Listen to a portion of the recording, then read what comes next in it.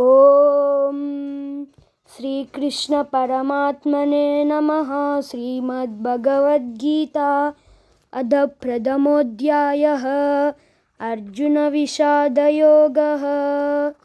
संजय उवाच एवमुक्त्वा अर्जुनः साङ्ख्यरथोपस्थ उपविशत् विसृज्य शशरं चापं शोकसंविघ्नमानसः।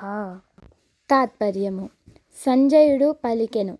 అర్జునుడు ఈ విధముగా పలికి శోక సంవిఘ్నమానసుడై యుద్ధభూమి యందు ధనుర్బాణములు త్యజించి రథం వెనుక భాగమున చతికిలబడెను.